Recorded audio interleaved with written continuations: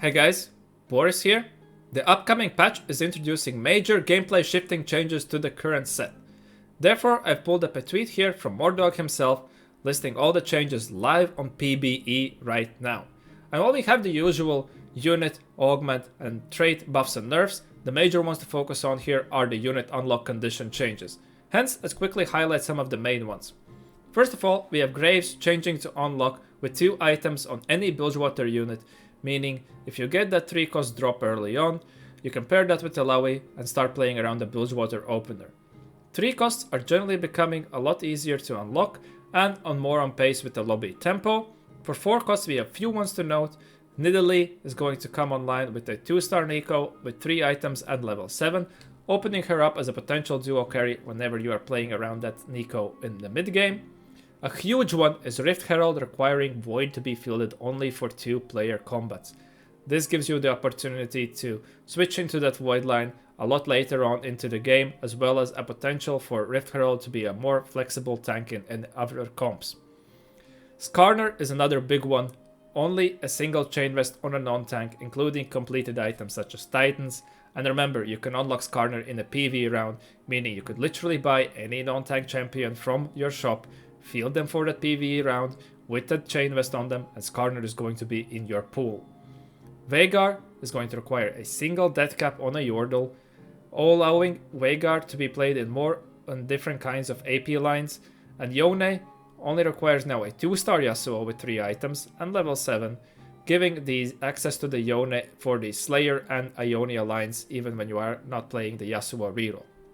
For 5 costs we have changes across the board. Aatrox, a lot easier to unlock. Galio is going to require only state star levels, opening up for more 3 and 5 Demacia flex, as well as coming online earlier in your stage 4. Same with Mel, single star level Ambassador gonna come online earlier. A big one is Rise requiring now only 3 region traits. And remember, one of these traits that count is Targon, meaning you have 8 slots to field 2 others, which opens up Rise to be potentially played in majority of the comps on level 9 if you opt to do so. Sylas, 2-star Garen to be sold and level 9, meaning a lot of these AP lines are going to be holding the Garens on their rolldowns, priming that Sylas for their level 9.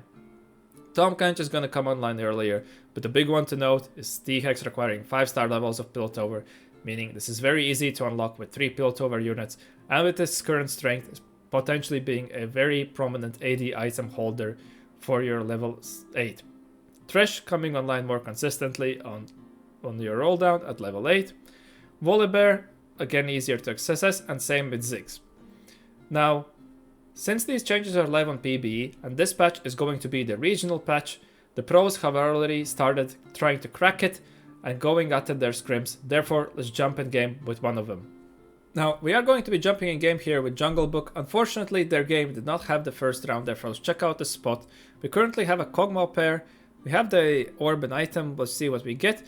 We do get a Rod, therefore definitely can consider playing around some kind of Kai'Sa. And yeah, since we do not need the early Void anymore to unlock the Rift Herald, we just sold the Malzahar to buy out the shop, and which has enabled us to pick up a 2-star Qiyana here. Could consider also playing around the Slayer line. However, we would want to see a glove or a cloak for that, but still open to both of the lines, therefore let's see what our augment options offer. Deadly caps, we would want some kind of attack speed item to even get it stacking with a Kog'Maw too, therefore probably going to lean away from it right now. However, that would open us to play around that Veigar right away. Secrets of the Sand lacking in tempo, we have a 3 cost and we have an upgraded Qiyana, but is going to be lacking and it's going to be hard spot to navigate. Now the Living Forge with the buffs is something that they would definitely be considering playing around, and also could enable us to establish a direction from the artifact offered. So therefore let's see what the Junglebook opts to do. Going to be checking Ionia here is the Transcendent, therefore not exactly what the most exciting thing to see, but we do not have the Ionia opener. Going to go with the Living Forge, and our artifact options here, well, we do not have an upgraded tank for them. Double is going to be quite weaker. Seeker Zamgard is not performing as well, and it's hard to think of potential carriers as something like Sylas. Since we have the Qiyana too, probably going to be picking up a Death Defiance here. Now, it seems that at this point on PBE, they still had the Darius unlock from a single from a level 4 already. Therefore, we slammed the chain on the Draven round before, and the level 5 change indicated before is coming live. Otherwise, this is a little bit more oppressive. And also, this Death Defiance has already fulfilled as a unlock condition for the Aatrox, giving us a very easy way to path into it. Now, since we won the first round, we could potentially consider removing... Yeah, we're going to remove this Chain Vest to play for more tempo. We are a little bit lacking in the strength of a Gold Augment. Sorry, the Prismatic Augment, since we have equivalent of Gold Augment until we make it to the 3-5. Thankfully, we find another player that is playing in a Scaling Augment. And we opted to go for Living Forge since it offers a higher cap, and we had the potential to be playing around the upgraded Qiyana. And Spells of War was generally a weaker Econ Augment to consider. We do not exactly have the board to capitalize on the strength, especially the Prismatic Lobby. Hence, the Living Forge was the better option, enabling us to potentially reach a high cap. Another interesting thing to note here, we have this player playing around a Yorick. Now, that's another thing that these unlock condition changes offer.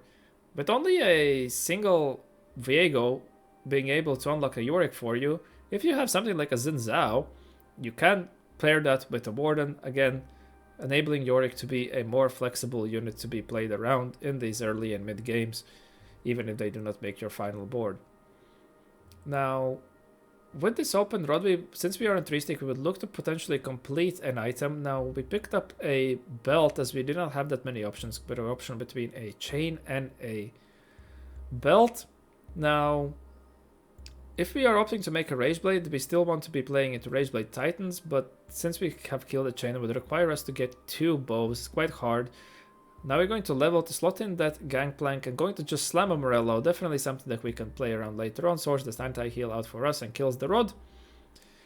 Unfortunately, is this Qiyana going to clutch it? No, unfortunately we're going to be losing to the Aphelios player and our streak has been dropped. But still making 10 here, so, and with the 7 gold on bench, should be able to make 20 here. Going to be slotting in. Are we considering playing around, trying out a different board? It's going to opt to go for the Force Slayer, considering this to be our strongest board. Also being able to hold on to this Draven on our bench as a potential 3 Noxus play. Greatly positioned there in the backline, seeing that this way the Qiyana is going to be able to get on their melee carries, take them out before being stuck on a tank. A very noteworthy thing to know with the positionings is that generally in these 3rd and 4th rows, in these earlier stages of the game, this is how you're able to counter other melee players and prevent your units sometimes from wrapping. Now, that's another interesting thing. We're already mapping out, since the Yone changes, we are definitely, if you're able to 2-star this Yasuo, toss the items on them, we're going to be able to get that Yone, get a full Kraken drop. That would be nice if you're playing in a standard way around Belveth. However, we do not have an attack speed item to pair with that Kraken stacking. Let's see if you're going to be considering playing around, but we saw that the Fortune Strength player is also leaning into our lines, therefore it's going to be quite interesting how this plays out. Going up against a Zone player who have already unlocked the cannon with the easier unlock conditions, also have a Yordle emblem. Now, on our next augment, Earths, we do not have a way to play into a spatula or a frying pan right away. Otherwise, a good augment if we could make and secure that we are going to be making something like a Ambusher emblem or a Slayer emblem, but do not have a component for those. Crashless dummies have been improved to technically launch into more group of enemies, but this comp generally already runs a full front line. While the stall is nice, it makes positioning quite a mess. Therefore, we're probably leaning Gold Destiny at the moment. Pandora's Bench would be playing it some with a reroll, especially on 3-2, not going to go. And Earths again gives us a special that we could not use. And actually the Gold Destiny gives us a quite good option. And now gives it a full Shojin from the Augment. That's just quite great, as this comp could definitely use quite a lot of items. The tier could become something like a Hodge or a potential tank item. Going to slam the BT as well right now. Play around a open bow and a tier. Generally quite flexible what we could make with these items. Now, against a Bilgewater level up player who picked up a Spreading Roots, also going to be most likely capping quite high. Had a little bit rougher start. Did not exactly catch if they were playing in from that ease on the Graves unlock condition. We are a little bit poorer now, even with the Destiny. We still, if we do not win, we do not make 50 here. Therefore, for our last augment, we could potentially consider playing around, looking for some kind of econ option. Against this player, Leather Slayer has managed to tag in Ishtal as well, potentially playing for some kind of AP line. Have slammed that Death Cap, which would enable the Vagar unlock for them if they were to move it on a Yordle unit. On a Carousel, probably trying to see if we can complete some sort of item. The Kiana generally, unfortunately, falls off on stage 3. And we do not have an upgraded frontliner really to support it, and the Belvet got taken from us. But here comes our second artifact. Now we should be more on pace with all these prismatic augments. Now, another interesting choice between a gold collector and an infinite force. Since we are poor, we could consider taking a gold collector. Could synergize quite well if once we get those ambushers in. Otherwise, the infinity force is generally a decent pick. Therefore, let's see which one he opts to go between. And yeah, going to just play it safe. Gold collector at this stage in the game is going to not generate as much gold for us, and infinity force is just going to have more value in the long run if we are able to hit our board. Another neat trick that some players usually tend to do, since these gold generating artifacts cannot appear past stage 3, they sometimes hold on to these anvils up to the 4-1 to slam them. And now, since we had slammed a completed item with a chain west, we also see that the Skarner is coming in and 3 items, and therefore we unlocked a Yone. Definitely a neat way how you can spike those boards already on stage 3 right now with these unlock condition changes. Quite interesting to see how they have played out. And we are able to slam the Infinities Force on the Yone. Definitely a great holder on that front. So it seems that Ego Illusions has picked up the bell that is going to be playing into some form of Ionia board, but now since you can't tag in Yone into these Slayers, you can just pick up a Wukong, and you only need, and you can run the Yasuo and you already get a durability buff. Definitely so many combinations opened up from these changes that it's very hard to wrap your mind around in these first few games. Hence why we're hopefully going to see more pro VODs come out, as at the moment most of them seem to be scrimming in the dark, and it's hard to figure out, it's hard to access different kinds of games. Do get a potential Hodge here, and that would leave us with a Crown Guard. Have mostly the damage items kind of sorted out, therefore we're going to go, okay, we're going to go with a Bow. Definitely a great item for this corner, one of its better items, right, to get the stun right in. Also, kind of clumps the units for Iona, the neat synergy right there. Have managed to capitalize on the spike that we offered and at least got a 2 streak off. It's preserved some HP, but we're still quite broke, therefore probably be looking for some kind of econ augment. Right now, Tiny but Deadly would be another combat option, Retribution as well, but I believe we are sorted on the item front with the 2 item augments, so definitely looking for kind of econ. Alright, going to go with, unfortunately, Invested did not, could be a potential to consider here, as just 40 raw gold could allow us to hit some units, but we're just going to sit patiently here. We have unlocked our Yone, we have unlocked a Skarner. I managed to pick up a Skarner pair, therefore we're going to see this Tiny but Deadly is going to give us higher cap, but we need to live through hitting these units. They're definitely quite broke. So a debate could be made here that potentially Invested was a better econ option to be considered. But this Yone seems quite strong now. He did receive a little bit of nerfs due to his unlock condition easing, right? And generally there's going to be some rebalancing going around. But he did also pick up that Skarner too, thankfully. And again, with the only requiring 30% Omnivamp, we have been able to unlock with the Death Defiance and the Bloodthirster, the Aatrox, giving us another potential carry to be played around. Are we even going to be picking up this Belveth? We don't exactly have the items to be playing around this Belveth. Also going to toss the Merla on the Swain. That generally is going to be one of the easier spreaders right now, and also leaves us an open item slot to be tossed onto any of our carries. Yeah, so it looks like we're going to be opting to pass around this Belveth. We're not even considering play. Okay, we picked it up. But I don't think we have exactly considered playing around this Rift Herald at the moment.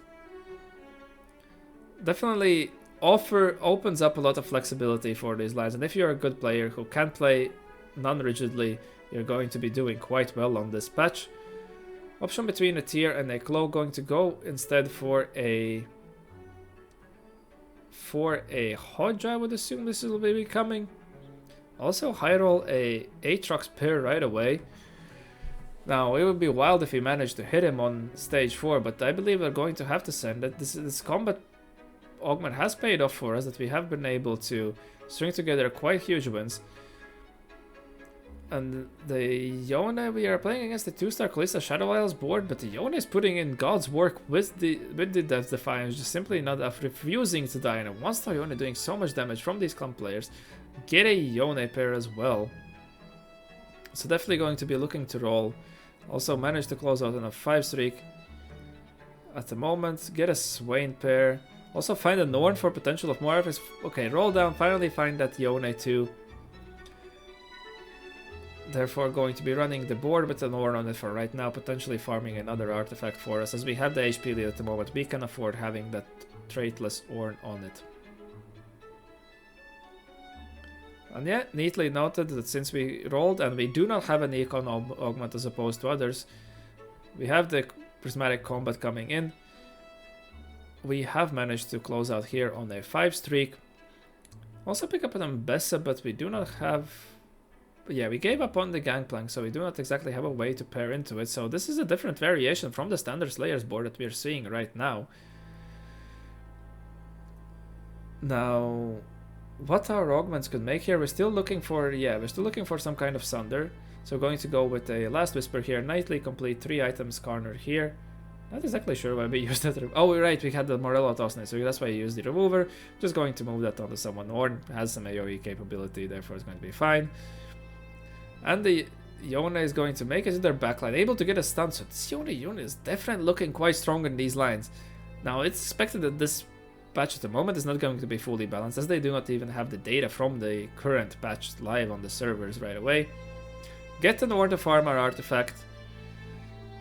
Now, could consider another Infinity Force, I would assume. I think Titanic Hydra is also not as bad on Aatrox, but Death Defiance, right, he has the Omnimam scaling. They're going to go for this Defiance, Triforce, BT. This Aatrox, if you're able to make it to a 2-star, is going to be an absolute menace.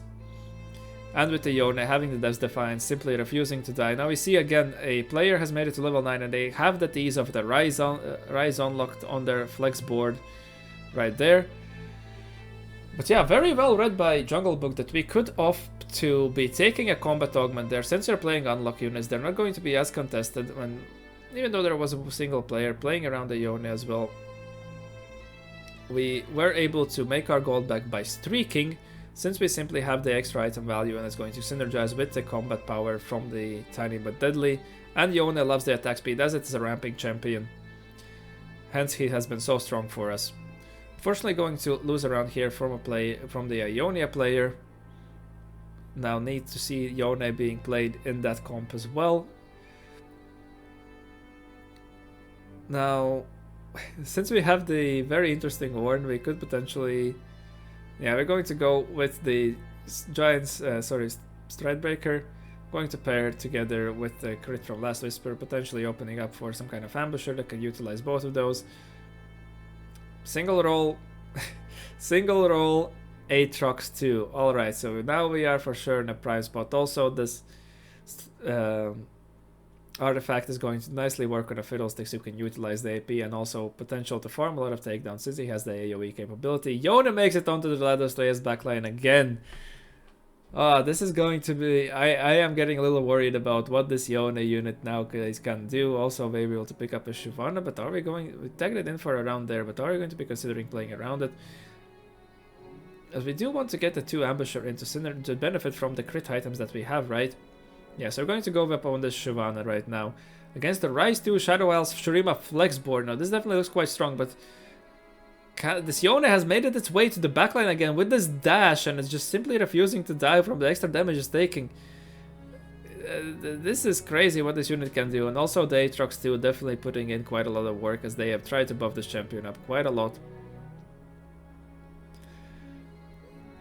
Definitely have high rolled our shops quite a bit in this game. But yeah, as I said, unfortunately, as I was looking through these games, there were not that many options available, as only a few players streamed them. Most seem to be sitting in the dark. Probably here going to be picking up something like a Stereo's Gauge for our Ambessa could be a good option. Are we considering potentially swapping items from the Aatrox? No, I'm just going to go there. Probably check the Omnivamp scaling on the Aatrox, trying to consider what is the stronger one. Against the Ego Illusions, who have hit 2-star set on their level 8. Also I need a coordination, so fake level 9. But this Yone unit just constantly makes it to their backlines, able to lead their carries. Aatrox able to also not dying, holding onto the... So we're able to take them out. I hope that...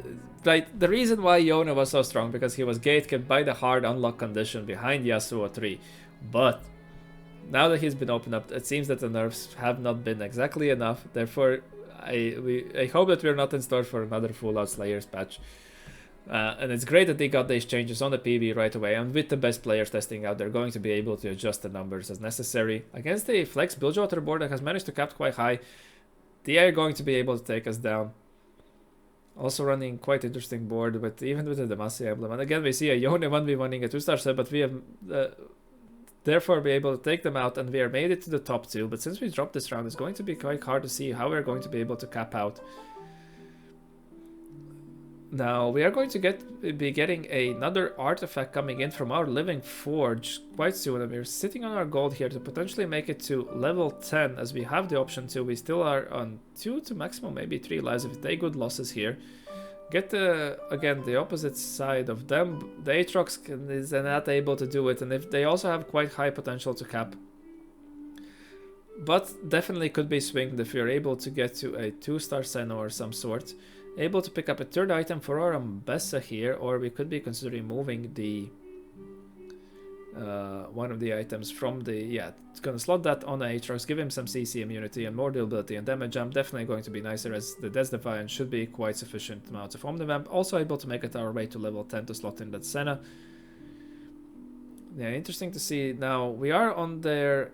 I mean, they have the strong on 4 in front, as the Yone not able to again make it to this backline. So are these fights going to come down if we are able to position in such a way that the Yone is able to get the backline and terrorize them? We have that another artifact coming in.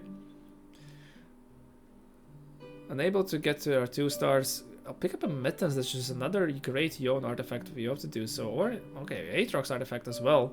So we could be having a triple artifact Aatrox if we opt to, and we're going to go with that. Just going to move that Titans to the Senna. Now they have their strong tank, one of the strong tanks again in front of us. Yone unable to get to the back line. But he's able to chew through them. This Aatrox is an absolute menace, and we're able to, seems, pick up a win here. So we have skimmed the win on a single life. Now we are in for a game.